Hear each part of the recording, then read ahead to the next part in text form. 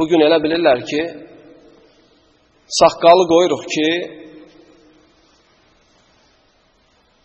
və yaxud da saqqalı müəyyən hədəflərə görə qoyuruq. Xeyr. Allaha and olsun ki, onun Rasulunu sevdiyimiz üçün qoyuruq. Allahı və onun Rasulunu sevdiyimizə görə qoyuruq saqqalı. Və müsəlmanların bir çoxu yer üzündə bu dəqiqə saqqal qoyduqlarına görə sıxıntılara məruz qalırlar.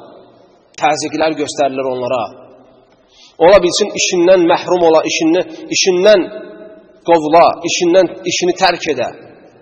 Ailəsində ona pis baxla.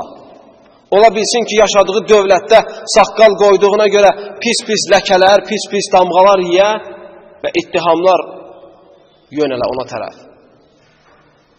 Bunların hamısı göz qabağındadır. Yaşayırlar bunu müsəlmanlar. Lakin bu təzyiqi dəf eləmək üçün qırxmaq hər kəs çox adam istəyir. Amma Rasulullah s.ə.v-in sevgisi onu etməyə mane olur. Allahı sevdiyimizə görə, Rasulunu sevdiyimizə görə bunu edə bilmirik. Çünki yaxında dünyanın sona yetəcəyini, hamımızın bir gün Allahın huzuruna dönəcəyimizi bilirik. Gözümüzün qabağındadır.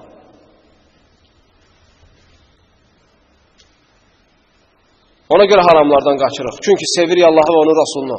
Ona görə dini əmrləri yerinə yetiririk. Çünki Allahı və onun Rasulunu sevirik. Biz sadəcə təmənni eləmirik. Və yaxud da paltarlarda görmürük imanı. Və yaxud da vəzifələrdə görmürük biz imanı.